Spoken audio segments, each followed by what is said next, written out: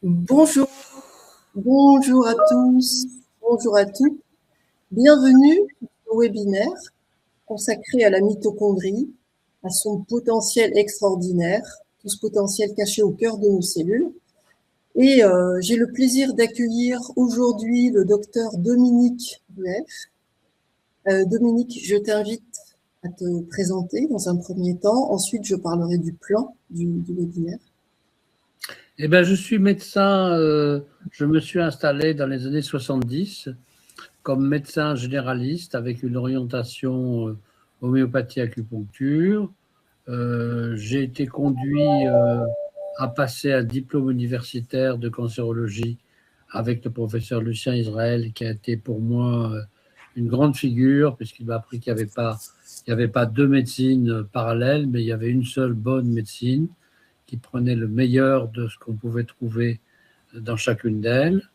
Je me suis donc installé comme généraliste, homéopathe, acupuncteur, et très vite, j'ai compris, je me suis intéressé à la nutrition d'abord, compris que la santé passait par l'assiette.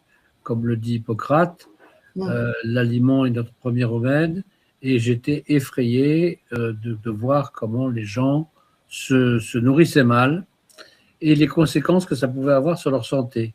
Ensuite, une fois la correction nutritionnelle faite, je me suis rendu compte que énormément de gens vivaient non pas avec des carences, mais avec des déficiences dans des substances extrêmement importantes comme la vitamine C, la vitamine D, l'iode, et que ça influait sur leur santé. Donc, pour moi, la médecine, la thérapie, c'est pas soigner des maladies, c'est optimiser la santé.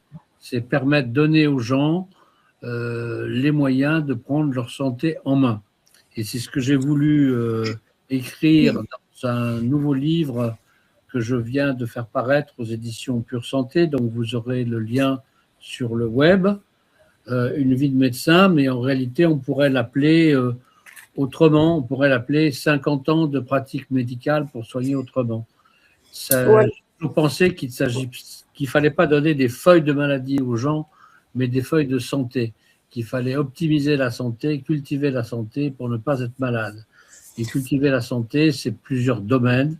C'est la nutrition, c'est la respiration, c'est le mode de vie, c'est le mode de pensée. Et ça se travaille tout au long d'une vie. Absolument. Merci beaucoup pour ta présentation, Dominique. Alors, sachez déjà que ce webinaire direct sera disponible en replay, que vous pouvez poser toutes vos questions dans le chat et je vais tout de suite vous annoncer le plan.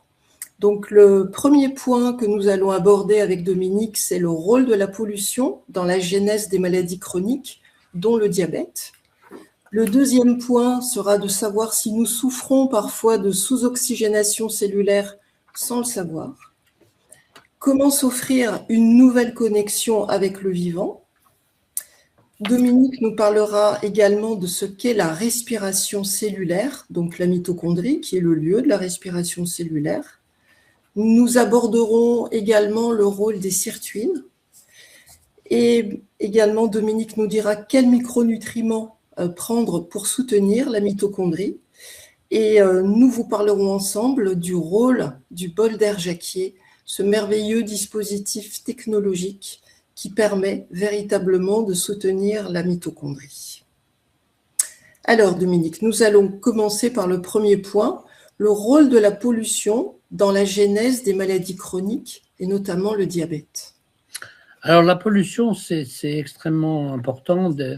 Dépolluer l'air qu'on respire, c'est un défi pour tout le monde parce que nous vivons dans un air pollué, dans un monde industriel, avec des substances, avec des pesticides, avec des pollutions. En milieu urbain, on oublie combien le CO2, les gaz d'échappement, même ce que l'on utilise pour se chauffer, cuisiner, peut nous polluer. Et de nombreuses études montrent que la pollution, en fait, est beaucoup plus importante dans la genèse des maladies.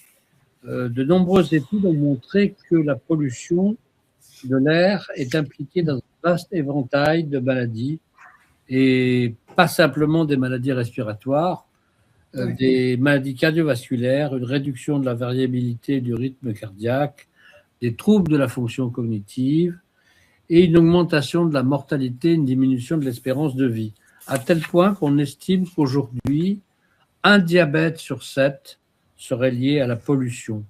Cette estimation est issue de données médicales objectives portant sur 1,7 million d'anciens combattants, qui montrent que la pollution ambiante aux particules fines contribue chaque année à provoquer 4,2 millions de morts prématurées dans le monde, principalement en raison des effets sur le système cardiovasculaire. D'autres pays, comme l'Inde, sont beaucoup plus touchés encore que nous.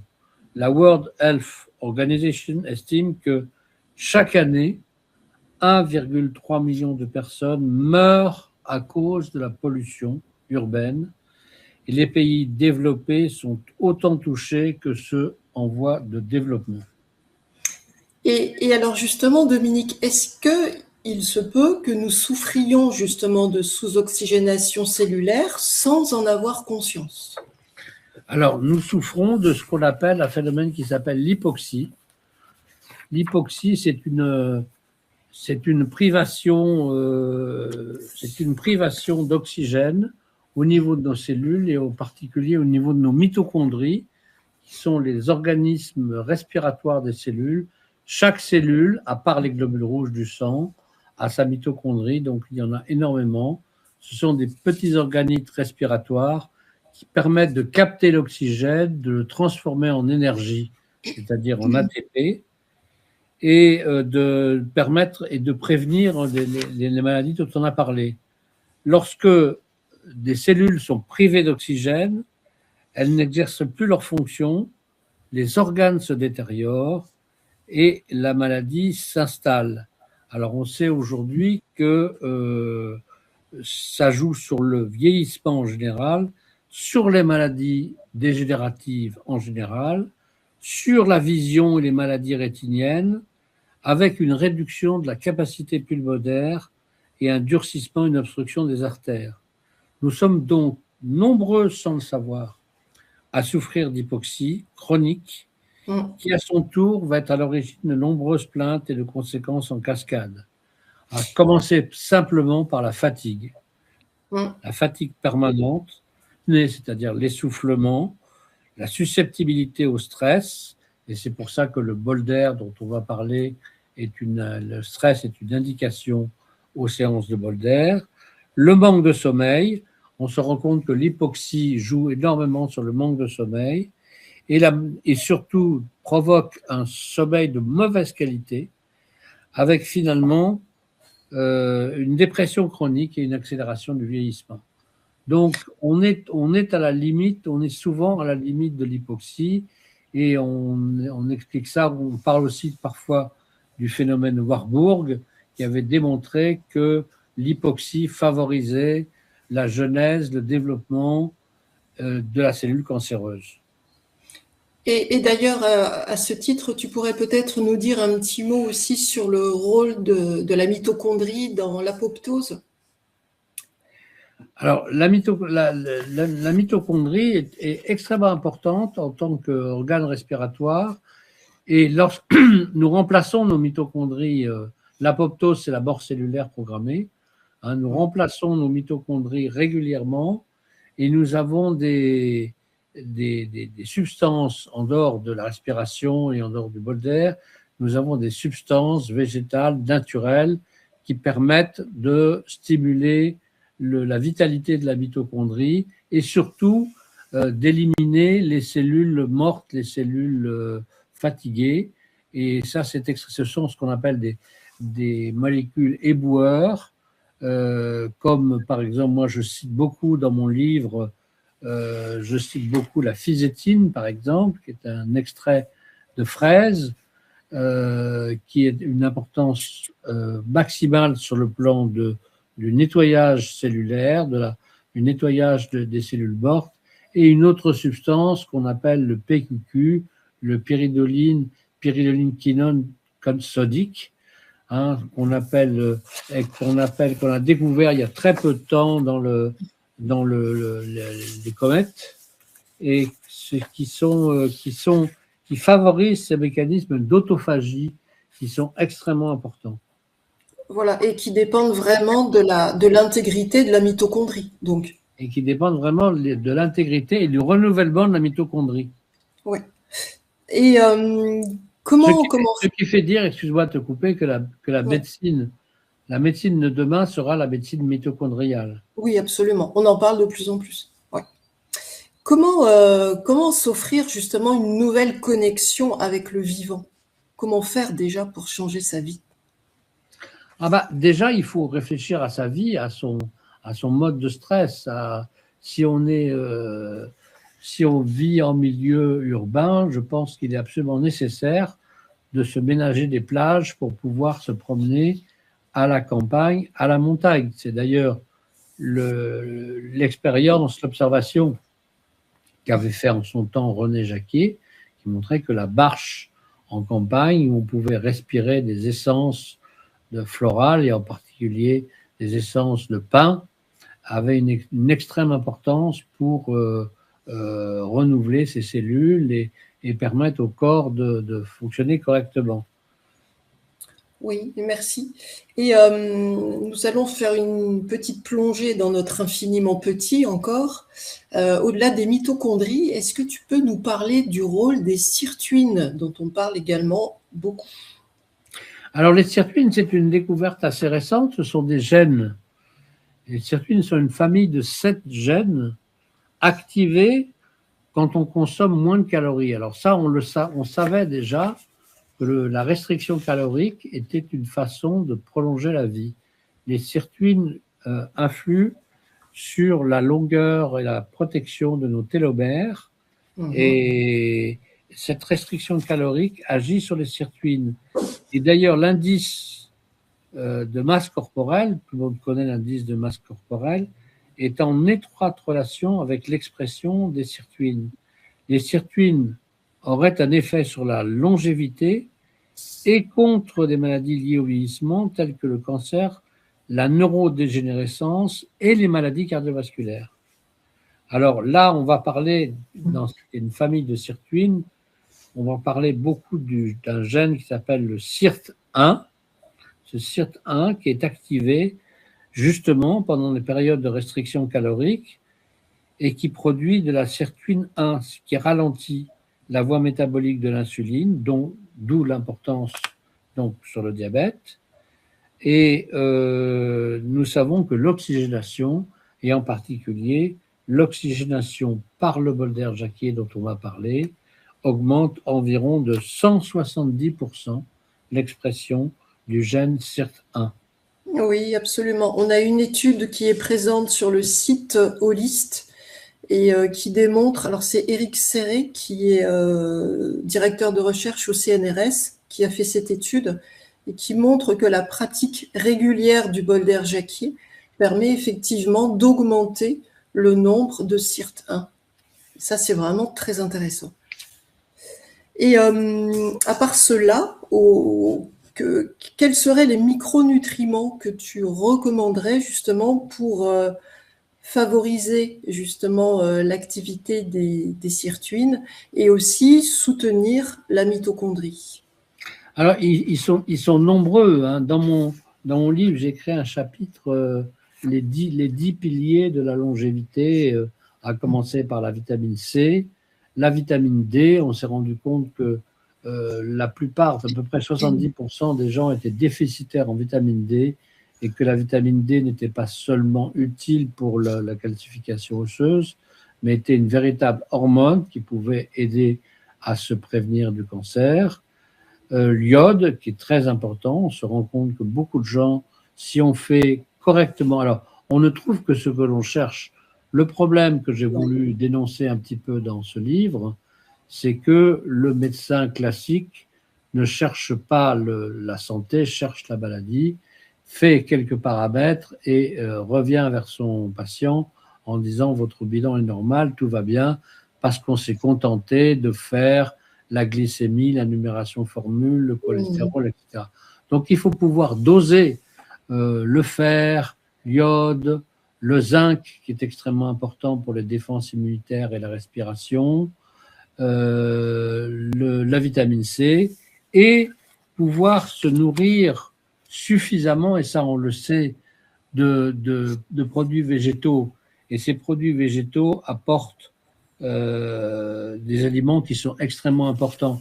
Parmi ces éléments importants, il y en a un ou deux auxquels je suis très attaché. Le premier, c'est le resveratrol. Le resveratrol qu'on appelait autrefois tanin végétal.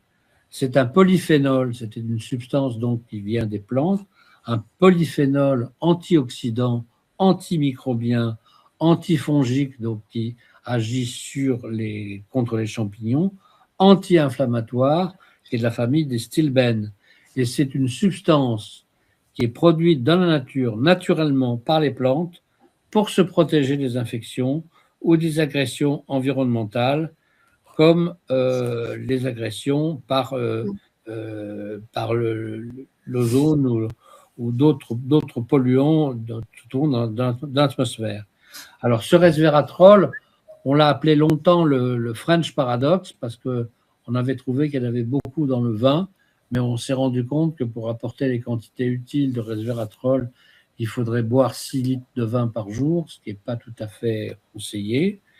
Mais on sait aujourd'hui qu'on trouve du resveratrol, et c'est pour ça que j'insiste dans mes conseils nutritionnels sur le petit déjeuner. On trouve du resveratrol dans les fruits rouges, on trouve des resveratrol dans les myrtilles, dans les mûres, on en trouve dans l'huile d'olive.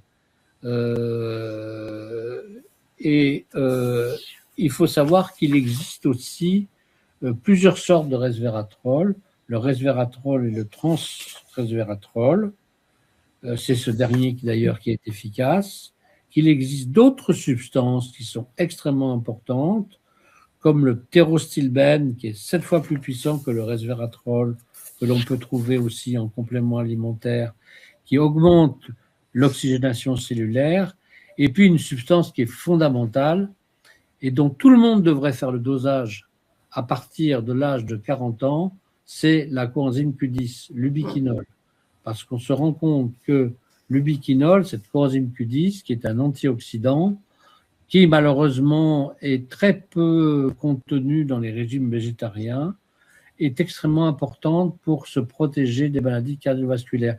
Toute personne qui commence à avoir des problèmes, même avant 40 ans, des problèmes d'hypertension, des problèmes cardiovasculaires, devrait faire un dosage de coenzyme Q10. C'est un dosage qui se fait en laboratoire, qui n'est pas remboursé et qui n'est pas très onéreux. À ce propos-là, d'ailleurs, j'explique bien aux gens que la santé a un prix. On dépense beaucoup de choses, on dépense beaucoup d'argent pour beaucoup de choses inutiles et on hésite souvent. Si on n'a pas, le médecin n'est pas fait pour, le médecin n'est pas programmé pour s'occuper de la santé. Il est programmé pour s'occuper, pardon, le médecin n'est pas fait pour s'occuper de la maladie. Il faut se programmer pour s'occuper de sa santé. Il ne faut pas hésiter à faire une fois de temps en temps, ça peut être une fois par an, un bilan, un dosage de ces substances antioxydantes, de son immunité, de son stress oxydant, et pouvoir adapter sa supplémentation, non pas la faire à l'aveugle, mais l'adapter en fonction de ses besoins spécifiques. Et que penses-tu de la phycocyanine, Dominique? Alors, la phycocyanine, c'est extrêmement important parce qu'il y a une chose dont on n'a pas parlé, c'est l'intestin et le probiotique. Il y a un livre célèbre qui s'appelle Votre intestin et le troisième cerveau. Votre intestin, ce troisième cerveau. Il faut savoir que la flore intestinale, le microbiote, est extrêmement important. Si la médecine de demain ou la santé est dépendante de notre oxygénation, de notre respiration, elle est dépendante de la qualité de notre microbiote. Et la phycocyanine fait partie de ces substances. Alors, tout le monde connaît les probiotiques. Et on sait d'ailleurs que les probiotiques d'aujourd'hui sont des essais qui ne sont pas, parce qu'ils ne sont pas encore adaptés aux besoins spécifiques de chacun. Mais on sait que des algues comme la phycocyanine, qui est en fait le principe actif de la spiruline, qu'on peut trouver facilement en extrait standardisé, a des effets énormes sur la défense antioxydante, sur la défense anti-inflammatoire, antivirale. Elle est immunostimulante, à tel point d'ailleurs qu'on a administré de la phycocyanine à 270 enfants de Tchernobyl, dont la moelle osseuse avait été endommagée par les radiations, et ça a permis leur rétablissement en l'espace de 6 semaines, alors même que leur corps ne peut plus produire de globules rouges et de globules blancs normaux. C'est pour ça qu'on appelle aussi cette thérapie par les algues, que ce soit la spiruline, la phycocyanine ou la clamate. On appelle ça la thérapie des cellules souches. Ça permet à l'organisme de se renouveler en cas d'agression, en cas de fracture, en cas de maladie. Alors, elle est aussi détoxifiante, donc elle est rééquilibrante sur notre microbiote. Et moi, je conseille certainement de faire des cures régulières tous les 2 ou 3 mois de quelques jours ou quelques semaines de phycocyanine, qui a aussi des effets de détoxication hépatique. Absolument. Et je pense aussi qu'il faut faire attention, mais peut-être aussi comme tous les compléments alimentaires, parce qu'il y a une large offre de phycocyanine. Je voulais quand même ajouter que Holist est partenaire notamment de LifeScode, qui a l'avantage de proposer une phycocyanine lyophilisée, donc sous forme sèche, et donc il n'y a pas d'ajout de glycérol. Il faut faire très attention. Donc beaucoup de phycocyanine proposée à l'état liquide, elles se prévalent d'être pures, et pourtant il y a du glycérol. Donc vous pouvez la trouver aussi sur le site Holist. Je voulais peut-être rajouter un petit mot aussi à propos du resveratrol et le fait que justement la pratique du bol d'air, comme je l'ai dit tout à l'heure, va augmenter le nombre de sirtuines et le resveratrol va pouvoir les activer. On propose aussi un produit de qualité chez Holist en partenariat avec le laboratoire Ivry. Et maintenant, nous allons peut-être parler justement du rôle essentiel du bol d'air jacquier pour soutenir la fonction mitochondriale, lui permettre de garder tout son potentiel et sa fonctionnalité, justement pour participer au renouvellement cellulaire. Alors, quelle est ta pratique à toi, Dominique, du bol d'air? Comment tu Alors, il se trouve que au début des années 80, j'étais installé dans le Var, j'ai rencontré René Jacquier à l'époque, et j'ai eu la chance de pouvoir utiliser les premiers bols d'air, qui étaient des systèmes extrêmement compliqués, avec une bouteille d'hydrogène et un chalumeau. Donc, c'était compliqué et dangereux. Et il se trouve qu'à l'époque, je soignais beaucoup de jeunes enfants qui avaient des cancers. Je soigne toujours d'ailleurs. Et j'avais remarqué que ces enfants venaient faire des cures régulières de bol d'air pour se remonter le niveau d'énergie. Donc ça, c'était extrêmement important. Et pour moi, c'était fondamental de permettre à ces enfants de s'oxygéner. Donc, si je devais donner personnellement une définition du bol d'air, je pense que tu vas la donner, tu vas rentrer dans les détails un peu plus loin, mais je dirais le bol d'air, ce n'est pas de l'oxygène. L'oxygénation est utile en médecine, elle a ses indications et ses contre-indications. On sait qu'il y a des gens qui meurent par trop d'oxygénation. À l'hôpital, dès que vous rentrez à l'hôpital, on vous met sous oxygène, on contrôle le débit, mais le bol d'air, ce n'est pas du tout de l'oxygène. Le bol d'air, je dirais, c'est un vecteur d'assimilation de l'oxygène. Absolument. Les terpènes qui sont décomposés par le processus du bol d'air dont tu vas parler, permettent à l'oxygène de mieux parvenir à la cellule. Donc, à tel point d'ailleurs qu'il semblerait que dans certains centres de réoxygénation, on n'utilise plus l'oxygène par voie concentrée dans des caissons, mais qu'on commence à s'intéresser à l'utilité du bol d'air, par exemple pour les accidents de plongée. Et c'est extrêmement important.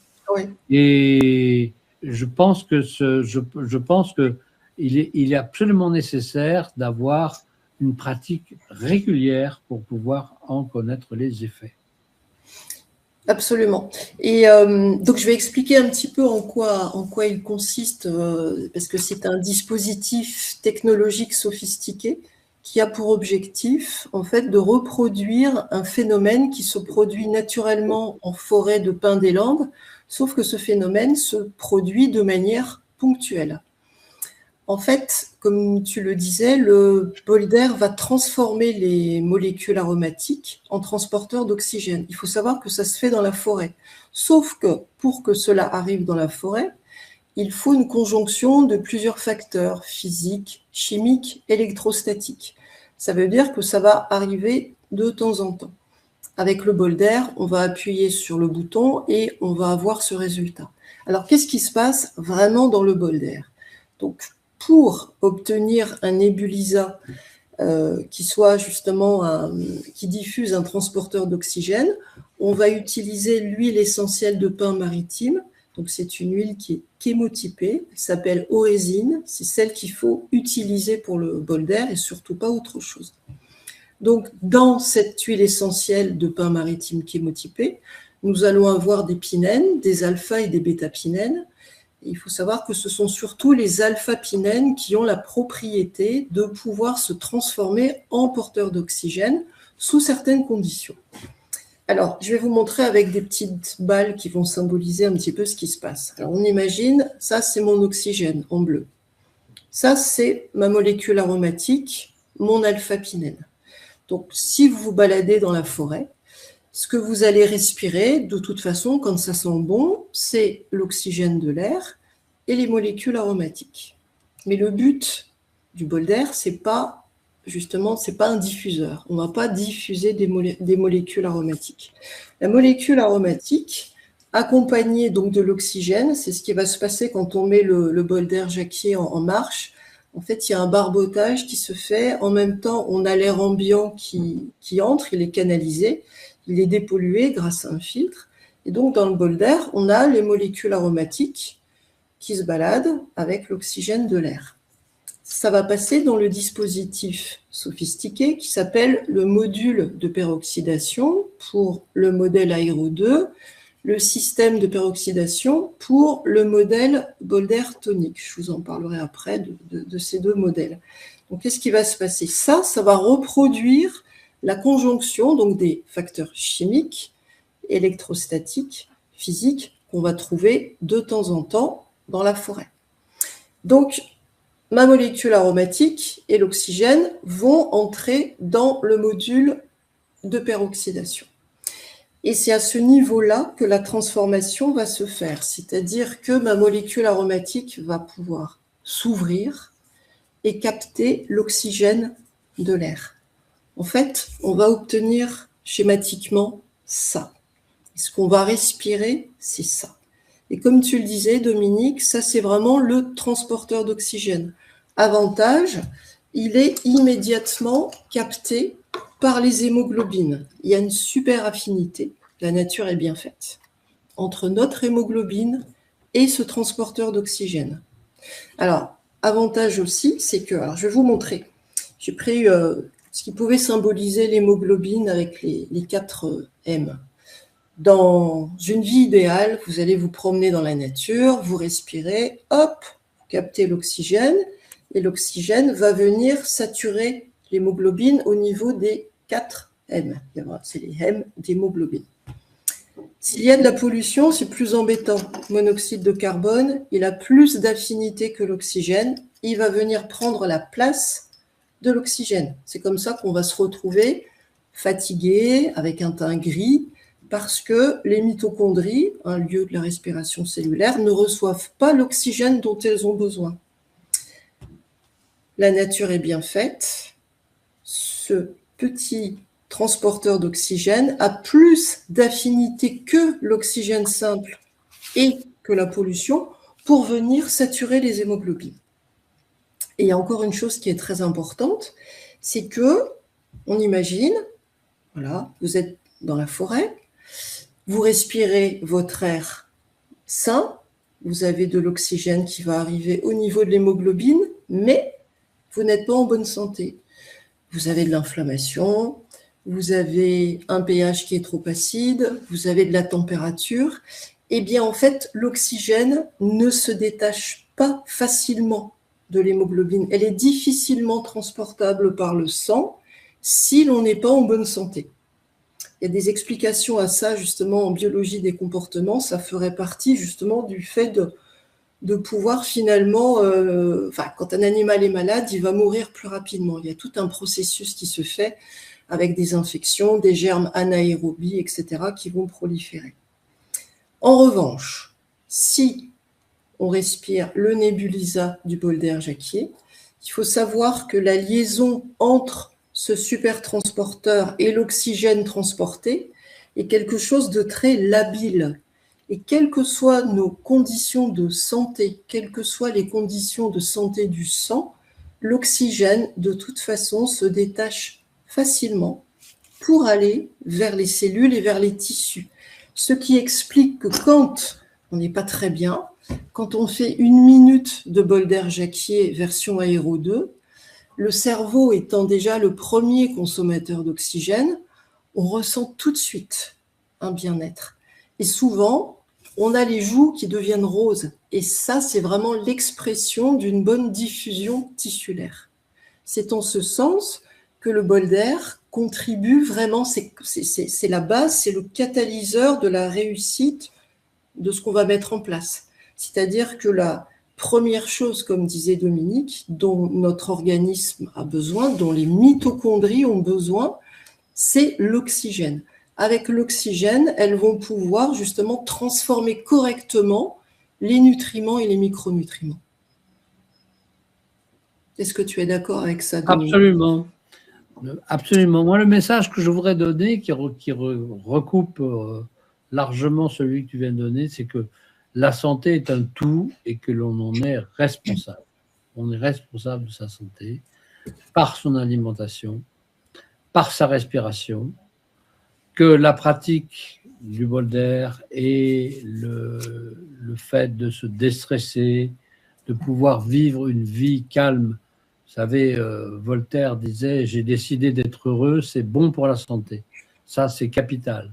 La pratique de bilan nutritionnel régulier, la pratique de la gratitude, la pratique de la respiration régulière, c'est ça ce que le thérapeute devrait pouvoir donner à son patient, non pas une feuille de maladie, mais une feuille de santé. Il faut prévenir en amont les maladies. Ces maladies de dégénérescence surviennent de plus en plus tôt. On voit maintenant des diabètes justement à cause de la pollution. Et on a parlé de la pollution, mais il n'y a pas que la pollution industrielle. Il y a beaucoup d'autres pollutions surviennent de plus en plus tôt. Et il faut prendre conscience de ceci, pouvoir lutter activement contre tous ces phénomènes d'agression du corps. Et là, c'est là que je me rends compte, je vois des patients qui ont été suivis pendant des années avec ce schéma de médecine totale. Et ça, c'est le message que je veux donner dans ce livre, hein. C'est-à-dire effectivement, prenez votre santé en main, personne d'autre que vous n'est en mesure de le faire aussi bien. Et ne lésinez pas sur le coup de votre santé. Faites ce qu'il faut, sans excès, avec raison, et vous verrez que les bien-être sont infinis. Les bien-être sont immédiats, parce que quand on fait effectivement une séance de bol d'air, on se sent bien tout de suite, on dort mieux, on dit aussi qu'il y a une régulation au niveau des apnées du sommeil, Oui. On est plus en forme, on est de meilleure humeur. Et si on adjoint à tout ça une alimentation de qualité, avec des produits de qualité, et ça c'est tout à fait à l'ordre du jour, et avec des compléments alimentaires comme le resveratrol, le biquinol, la phycocyanine, de bonne qualité, eh bien on oxygène tellement bien son organisme, on coucoune tellement bien son organisme qu'on ne tombe pas malade. Et ça c'est important. Et on n'a Oui, pas besoin de médicaments pour se soigner puisqu'on ne tombe pas malade. absolument. J'ai quelques questions, Dominique. Il y en a une justement aussi sur les qualités des différents resveratrol. Alors, je parlais tout à l'heure d'Éric Serré, donc, qui dirige le laboratoire Ivry et qui a fait cette étude qui compare le Bolder et le resveratrol, dont les conclusions sont que le Bolder augmente le nombre de sirtuines et le resveratrol les active. Il faut savoir que le laboratoire Ivry fabrique un resveratrol d'excellente qualité, c'est-à-dire qu'il est titré à 98%.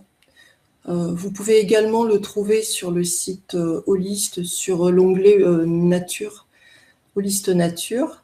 Donc c'est un resveratrol qui est d'excellente qualité. J'ai aussi une autre question de nouveau sur la phycocyanine de Livescode. Donc la phycocyanine de Livescode est lyophilisée, elle est pure et elle ne contient pas de glycérol, ce qui est très important. J'ai aussi une autre question, Dominique. La spiruline est-elle recommandée en cas de maladie auto-immune ?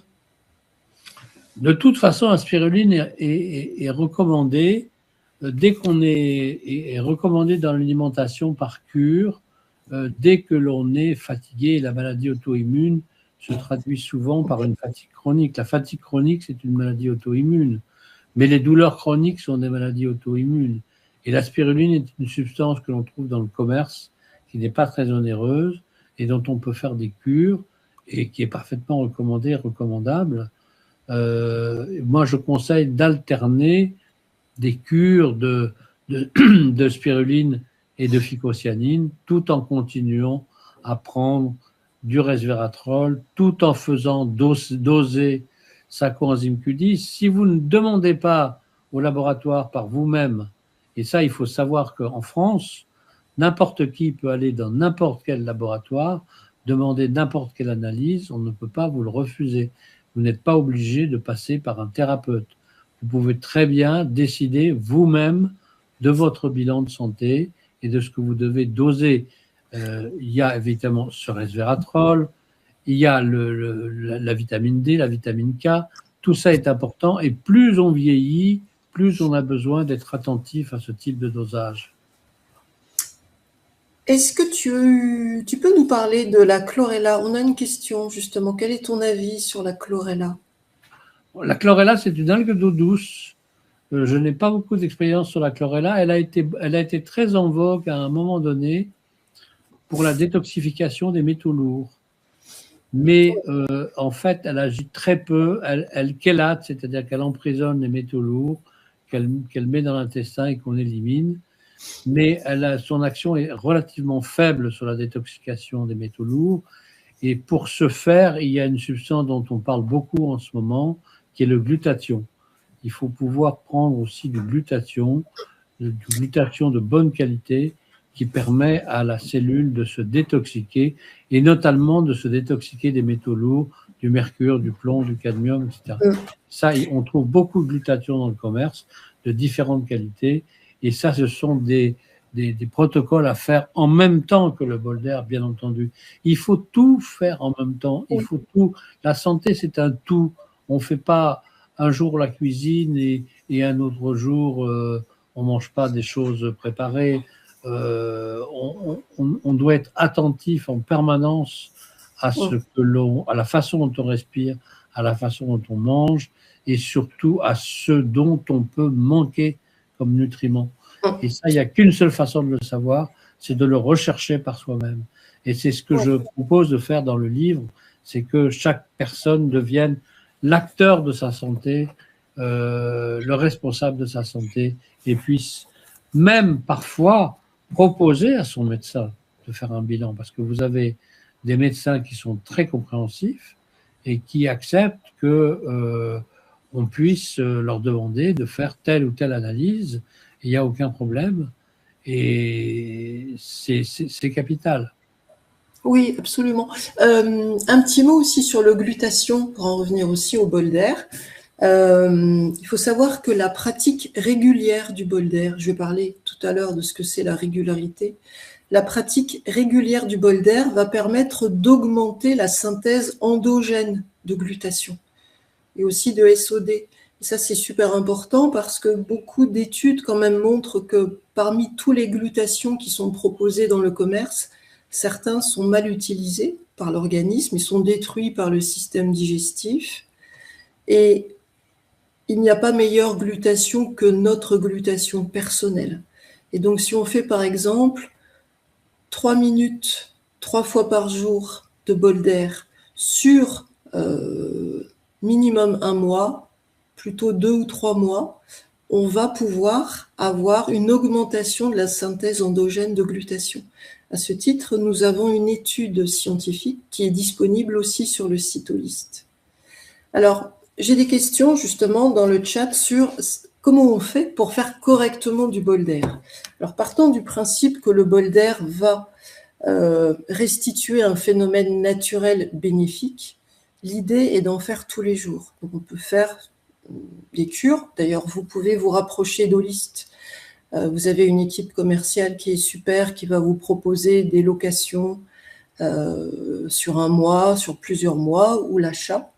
La location, c'est bien, ça permet déjà de tester si on ne connaît pas bien l'appareil. Et quand on l'a chez soi, l'idée est justement de faire par exemple une séance le matin, une séance à midi, une séance en fin d'après-midi.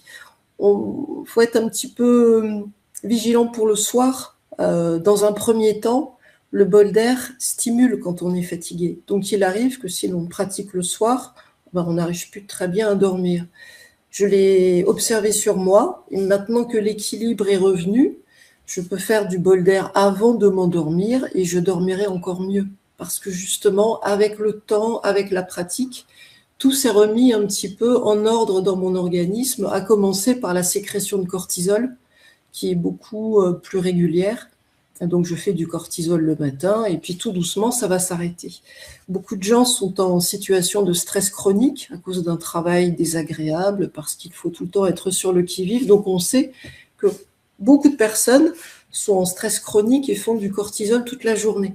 Donc, il faut quand même du temps pour que la pratique du bol d'air permette de restaurer l'équilibre, on peut dire l'équilibre idéal d'un être humain qui a une vie cohérente. Comme quand on est proche de la nature.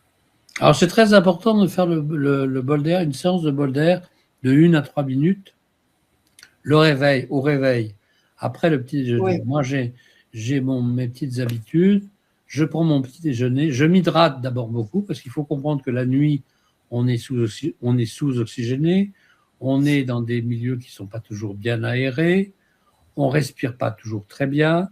Donc, de toute façon, on arrive le matin en dette d'oxygène. Donc, le matin, c'est important de prendre ses compléments alimentaires, de prendre son petit déjeuner. Moi, je conseille, justement, on en a parlé tout à l'heure, les œufs parce que ça apporte des nutriments qu'on ne trouve pas ailleurs et les fruits rouges pour le resveratrol et les substances antioxydantes et de faire une séance de bol d'air. Et de faire une substance de bol d'air au réveil ou après le petit déjeuner, après une bonne hydratation, une bonne tisane, un bon, même simplement de l'eau tiède à prendre le matin. On arrive le matin, on est déshydraté, on est désoxygéné, et si on veut soulager ses reins, si on veut trouver très rapidement l'énergie dont on a besoin dans la santé, il faut absolument faire la séance le matin. Oui, et si l'on prend justement de la phycocyanine, c'est important aussi justement d'en faire peut-être sa première boisson du matin. C'est mon cas justement. Je fais comme tu dis, un verre d'eau tiède et ensuite un verre de phycocyanine, parce que je prends ma petite gélule de phycocyanine, je l'ouvre, je prendre la 500 mg, je la laisse se dissoudre dans l'eau. Et pendant qu'elle dissout, je fais mes 3 minutes d'aéro 2. Et c'est vrai qu'on se sent mieux, on a une plus grande lucidité aussi. On met moins de temps à immerger. Et on observe aussi beaucoup de bénéfices physiquement. On est moins fatigué. On prend moins de poids aussi, ça c'est un autre sujet. On entretient ses cellules, tout simplement, comme tu disais. Voilà. Est-ce qu'il y a encore d'autres questions? Je vais regarder. Voilà, oui. Est-ce que le bol d'air peut entraîner une hypertension? Moi, je sais déjà que non, mais je te laisse répondre. Non, j'ai absolument pas constaté ça. Bien au contraire, Ouais. la régulation de l'oxygénation est toujours, débouche toujours sur une régulation de la tension. Et ça fait partie d'ailleurs des choses dont il faut prévenir les personnes, les patients, parce que beaucoup ça c'est un problème que je vois quotidiennement autour de moi, les personnes d'un certain âge prennent tous pratiquement des antihypertenseurs. Et souvent, les doses sont excessives, et souvent, ces doses excessives débouchent sur de la fatigue, de la difficulté à se mouvoir, etc. Et lorsqu'on pratique régulièrement le bol d'air, on régule sa tension, on diminue la tension et on peut être conduit donc à diminuer les doses de médicaments. Donc ça, c'est important. Comme je dis qu'il est important, c'est capital de prendre sa tension, il ne faut pas être obsédé, mais il faut pouvoir prendre sa tension après un repos de 10 minutes, de temps en temps, le matin et le soir, parce qu'on sait que l'hypertension, c'est le facteur majeur des maladies chroniques, des maladies cardiovasculaires, des AVC, et que réguler sa tension, c'est capital pour prévenir. Oui. Et je suis en contact avec quelques médecins justement qui utilisent le bol d'air Jacquier dans leur pratique. C'est vrai qu'ils m'ont dit qu'ils avaient observé de bons résultats en termes de régulation de la tension avec la pratique régulière du bol d'air Jacquier. Alors, on est toujours dans cette notion d'importance de la régularité. Une autre question, Dominique. Bol d'air et anticoagulant, est-ce compatible? Bol d'air et anticoagulant, il n'y a absolument aucune contre-indication. La pratique du bol d'air n'a aucune action sur la coagulation sanguine, elle a une action simplement sur l'oxygénation sanguine. La seule chose que je voudrais dire à ce propos-là, c'est qu'il y a beaucoup trop de gens qui prennent des anticoagulants. Moi, je me suis souvent élevé contre des médecins cardiologues qui voulaient prescrire très largement des anticoagulants dès qu'il y avait le moindre risque cardiovasculaire, avec tous les inconvénients que ça peut comporter. On sait que les anticoagulants modernes sont difficiles à manipuler en cas d'accident, en cas d'hémorragie. Et je pense qu'il faut être très circonspect par rapport à la prise d'anticoagulants et en parler à son médecin. Et surtout, si on fait du bol d'air, il n'y a pas d'action ni en positif ni en négatif sur la coagulation sanguine. Par contre, c'est important de prendre de la vitamine D, c'est important de prendre de la vitamine K, c'est important de prendre tous les nutriments dont on a parlé tout à l'heure, parce que ça agit sur la fibrose. La vitamine C dont on parle souvent, c'est pas une vitamine anti-infection, anti-rhume. La vitamine C, c'est la base du collagène. Le collagène, c'est la substance dont on a besoin, qui est entre nos cellules, dont on a besoin pour faire que nos artères, nos capillaires soient normaux. Et c'est capital d'avoir un apport aussi, non seulement en oxygénation, mais en vitamine C. Merci. J'ai encore une autre question. Y a-t-il des allergies possibles avec le bol d'air? Alors là, je vais peut-être répondre. Il y a des allergies possibles uniquement pour les personnes qui sont allergiques à l'huile essentielle de pin maritime. Donc elles le savent, si elles vont se promener en forêt de pin maritime, on peut malgré tout faire un petit test. Je ne sais pas ce que tu en penses, Dominique, si on a peur. On met une petite Moi, goutte je ne fais pas de test. Ce que j'ai constaté, c'est qu'il pouvait y avoir Si les gens sont dans une phase aiguë, mais c'est pas le but du bol d'air, hein, le but n'est pas de soigner une phase aiguë.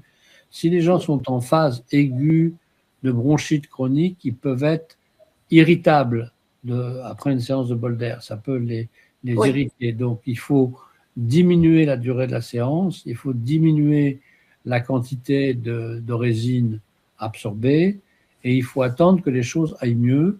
Mais en dehors de cet effet parfois d'irritation en cas de bronchite chronique, je n'ai absolument pas remarqué d'intolérance ni d'allergie.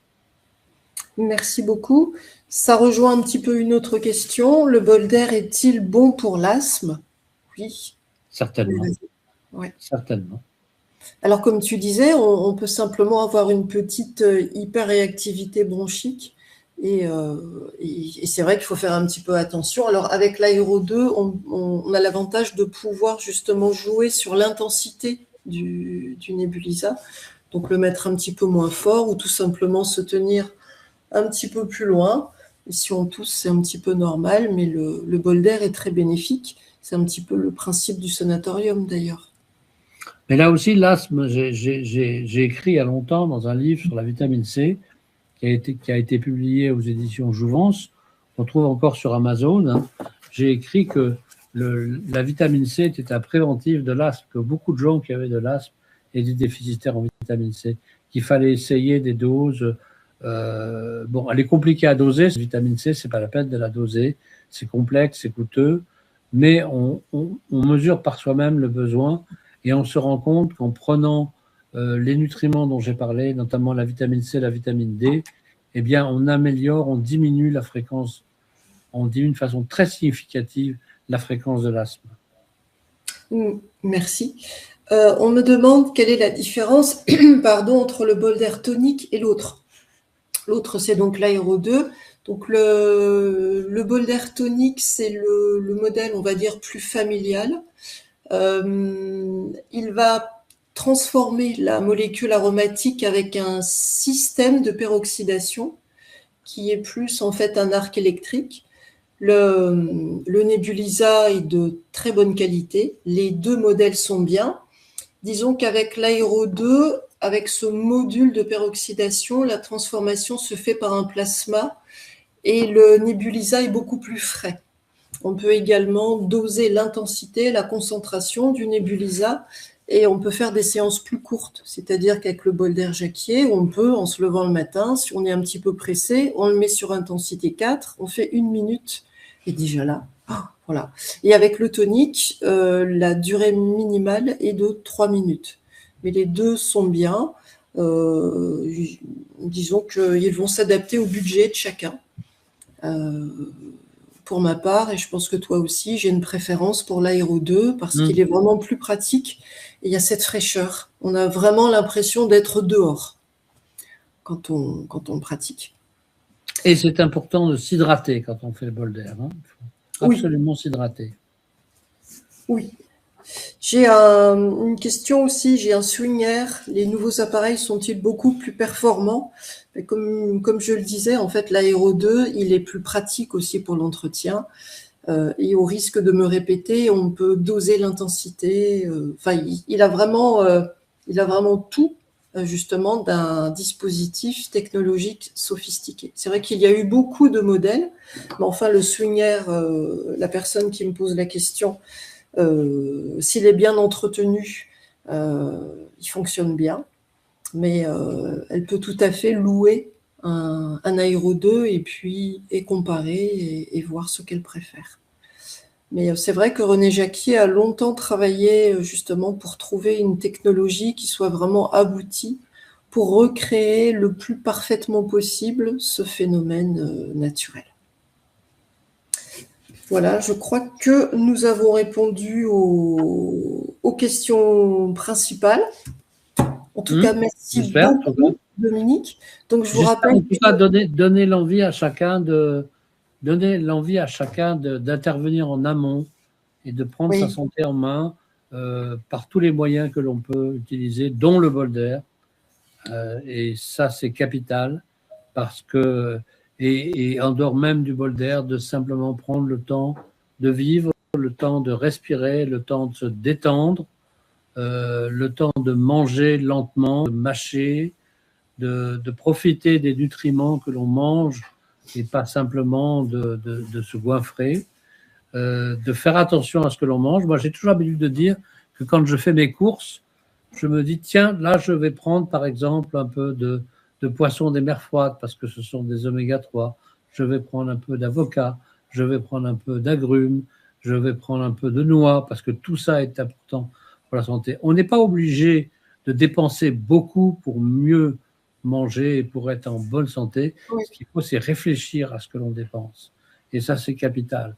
On Oui. dépense beaucoup pour acheter des objets qui sont souvent des objets pas très utiles ou des voitures qui coûtent extrêmement cher, mais on lésine à faire une fois par an un bilan qui coûte une centaine d'euros ou un peu plus pour prévenir sa santé, pour soigner sa santé.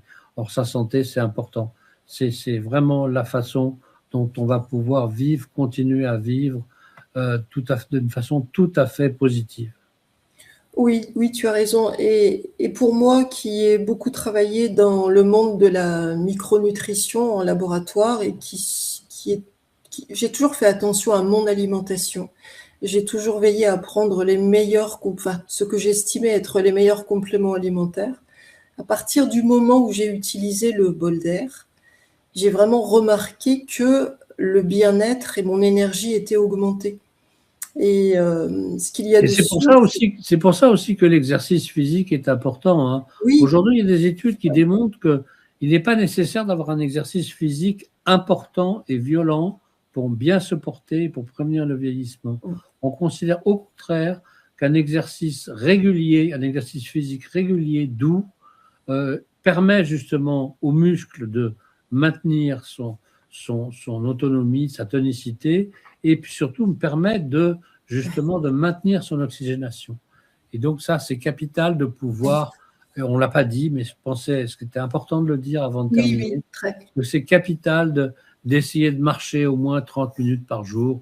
Il ne faut pas se fixer à savoir si on va faire 5000 pas, 6000 pas, 10 000 pas, mais marcher régulièrement, quel que soit son âge, pour pouvoir profiter justement aussi, non seulement de l'exercice musculaire, mais de l'oxygénation. Oui, et à ce titre, quand même, se poser la question, quand on sort, quelle est la qualité de l'air que je respire? Et à partir du moment où on se dit, l'endroit dans lequel je vis, l'endroit dans lequel je pratique le sport, je ne bénéficie pas d'un air idéal, sain, d'où l'intérêt de faire du bol d'air, même avant de faire du sport, pour se protéger justement de la pollution et optimiser justement la pratique sportive et cette respiration en forêt. Pour ma part, c'est ce que je fais maintenant.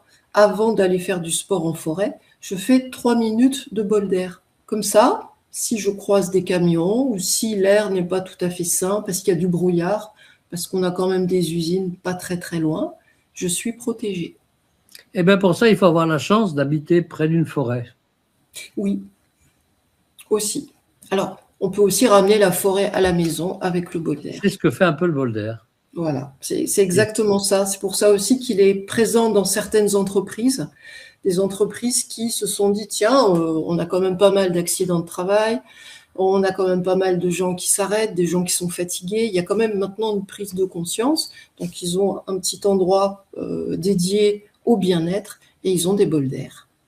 Et comme tout à l'heure, c'était hier, je parlais avec un avocat qui disait, oui, finalement, c'est presque malheureux, mais il faut qu'on ait un dispositif qui nous permette d'avoir quelques arbres dans l'entreprise. Et c'est exactement ça. Très bien. C'est une reconnexion au vivant. Mais c'est tout à fait une bonne image. Voilà. Ouais. Eh bien, merci Dominique. Merci Virginie. Et puis, donc, ce webinaire est disponible en replay. Et sur le replay, vous aurez toutes les vignettes avec les liens de la chaîne YouTube de Dominique, la nôtre aussi, les livres de Dominique que vous pouvez commander, que je vous recommande pour les avoir lus. C'est vraiment. Qu'on trouve sur Amazon. Et qu'on trouve aussi sur Amazon. Et qu'on trouve en commandant par Internet mon dernier livre, dont je crois que tu as fait paraître le lien, puisque pour l'instant, il n'est pas distribué en librairie, il est distribué que par Internet. mais on le commande par Internet et on le reçoit dans les 2-3 semaines sans problème. Et je pense que ça peut être pour beaucoup un livre de chevet. C'est pas un dictionnaire, c'est pas une Bible, c'est pas une autobiographie, contrairement à ce que pourrait faire croire le titre. C'est un ensemble de conseils de santé pour se prendre en charge. Oui, voilà, retrouver son autonomie, sa souveraineté en matière de santé, devenir conscient. Voilà, merci beaucoup Dominique, merci. Merci à toutes et tous aussi pour votre attention et au plaisir de vous retrouver. Et au plaisir de vous retrouver aussi. Au revoir. Au revoir, à bientôt. Au revoir.